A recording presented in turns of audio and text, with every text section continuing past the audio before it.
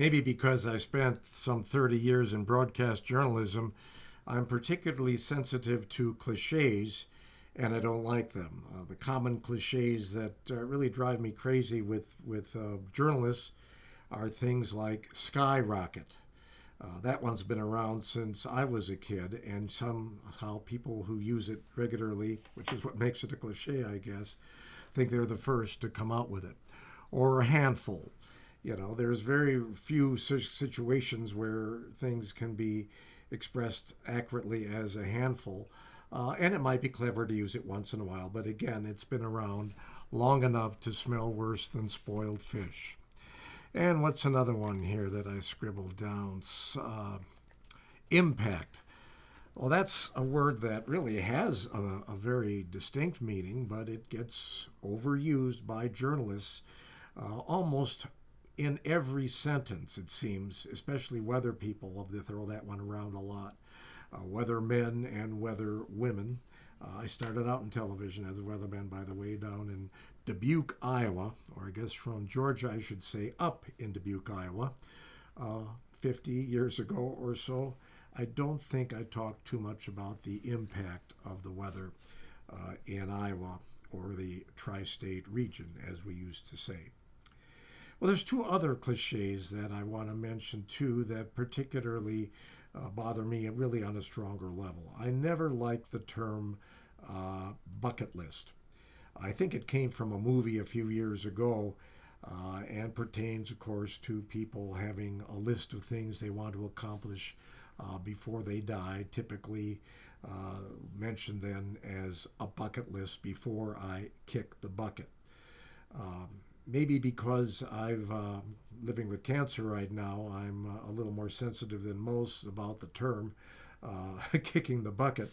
I think it trivializes something that's profound in our life journey, and I just don't like it. Plus, I don't like the idea really of having to have a list of things that typically extend well into the future. To me, the best way of having goals and really things to live for are to consider them in the short term, things that I want to accomplish because that's what I believe is part of my life purpose. I don't need a bucket list to do that. All I need is a sense of gratitude for the life I have and an appreciation for the moment, which is really important. And then really the capacity and the energy and the willingness to take the steps necessary to accomplish the next thing that I care to accomplish. I don't need a bucket list to do that. Really, on the same in the same category, I guess, is the notion of fighting a disease. How many times have you been to a funeral home and looked in or licked or heard in on a conversation? Well, he or she fought so hard, and the doctors fought so hard for them. Those are not insults, of course, they're meant to be complimentary. But I choose to look at my management of a chronic condition differently. I'm not fighting this cancer. I am dealing with it rationally. I'm dealing with it, I hope, sensibly at the same time and with reasonable expectations and a great deal of hope that is buffeted in no small part by the concern and the prayers of those around me. People have constantly offered and continue to do so, and to remind me that they're praying for my recovery. And I take that very personally and very proud, very gratefully from them. This isn't a fight in that sense, then. It is a very deliberate engagement where many people are on the team to help get through this. And I'm not the only one who's dealing with this, of course. The people who are closest to me, my wife Ann, who's had her own battles to contend with, there I go. I even throw that cliche in once in a while. She has successfully managed her latest cancer threat, just as I, right now, am successfully managing mine, with the aid of some very effective medications that do not, in my case at least, have side effects. I'm very glad for that. Lots to be grateful for as I round up the year 2023. But this isn't a fight. This is a deliberate, sincere, hopeful engagement with people to whom I have much gratitude towards, including the physicians, including my family, including my clergy, including my friends and brothers and sisters. And I count really very many people at this point in that category.